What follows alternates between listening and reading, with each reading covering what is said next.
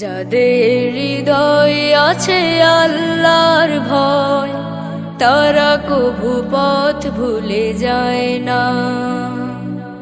আল্লাহর প্রেম ছাড়া এই দুনিয়ায় কারো কাছে কোনো কিছু চায় না। আসসালামু আলাইকুম ওয়া রাহমাতুল্লাহি ওয়া বারাকাতুহু। নাহমাদুহু ওয়া নুসাল্লি আলা রাসূলিহিল কারীম, আম্মা বা'দ। ফাআউযু বিল্লাহি মিনাশ শাইতানির রাজীম। বিসমিল্লাহির রহমানির রহিম। ইয়া আইয়ুহাল্লাযীনা আমানু কুতিবা আলাইকুমুস সিয়াম কামা কুতিবা আলাল্লাযীনা মিন ক্বাবলিকুম লাআল্লাকুম তাত্তাকুন। সাদাকাতা ইয়া রাব্বানা। ওয়া ক্বালা রাসূলুল্লাহি সাল্লাল্লাহু আলাইহি ওয়াসাল্লাম, আস-সিয়ামু জুন্নাহ মা লাম ইয়াখরুকহা, আও কামা ক্বালা an-নাবিয়্যু সাল্লাল্লাহু আলাইহি ওয়াসাল্লাম। মহান আল্লাহ রাব্বুল আলামিনের দরবারে শুকরিয়া। যারা আমার এই ভিডিওটি দেখছেন, আমি সকলের অতি আন্তরিক শুভেচ্ছা ও মোবারকবাদ জানাই। আমরা পবিত্র মাহে রমজানে রোজা রাখি, আমাদের অনেক কষ্ট হয়। আমরা রোজা রাখি একমাত্র মহান আল্লাহ তাআলার নিকট হইতে রোজার পুরস্কার ও প্রতিদান পাইবার জন্য। কিন্তু এমন দুইটি বিষয় আছে, যে বিষয় দুটি যদি আমি আপনি লক্ষ্য না করি তাহলে আমরা রোজা থাকবো, কিন্তু রোজার ফজিলত আমরা লাভ করব না। সেই বিষয়টি হলো, প্রিয় নবী হাদিসের ভিতরে ইরশাদ করেছেন, আস-সিয়ামু জুন্নাহ মা লাম ইয়াখরুকহা। রোজা ঢাল স্বরূপ, হাতিয়ার স্বরূপ। রোজা আত্মরক্ষার একটা মাধ্যম গুনাহের কাছ থেকে।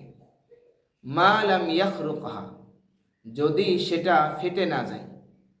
হযরত সাহাবে কেরাম রিদওয়ানুল্লাহি তাআলা আলাইহিম আজমাইন আরজ করলেন, ইয়া রাসূলুল্লাহ, ইয়া হাবিবাল্লাহ, রোজা আবার কিভাবে ফেটে যায়, কিভাবে রোজার ফজিলত নষ্ট হয়ে যায়? তখন রাসূলুল্লাহ সাল্লাল্লাহু আলাইহি ওয়াসাল্লাম বললেন, রোজা থাকা অবস্থায় যদি মিথ্যা বলা হয়, মিথ্যা কথা বলা হয়, তাহলে রোজা ফেটে যায়। পক্ষান্তরে রোজা থাকা অবস্থায় যদি গীবাত করা হয়, পরনিন্দা করা হয়, একজন ব্যক্তির অনুপস্থিতিতে তার দোষ চর্চা করা হয়, সে যে বিষয়গুলো করেনি সেই বিষয় তার সম্পর্কে অপবাদ দেওয়া হয়, এরকম যদি করা হয় তাহলে এটাকে বলে গীবাত। তথা রোজার পরিপূর্ণ ফজিলাত লাভ করার জন্য রোজা অবস্থায় মিথ্যা কথা বলা যাবে না এবং রোজা অবস্থায় গীবাত করা যাবে না। পাশাপাশি রোজার পরিপূর্ণ প্রতিদান পাইবার জন্য রোজা অবস্থায় জবানের গুনাহ থেকে আমাদেরকে বিরত থাকতে হবে, চোখের গুনাহ থেকে বিরত থাকতে হবে, হাত, পা, কান, শরীরের বিভিন্ন অঙ্গ প্রত্যঙ্গ অন্যায় থেকে আমাদেরকে বিরত থাকতে হবে। এমনকি আমাদের মস্তিষ্ককে, আমাদের মেধাকেও অহেতুক কাজ থেকে বিরত রাখার জন্য চেষ্টা করতে হবে। তাহলে আমরা রোজার ফজিলাত লাভ করতে পারব।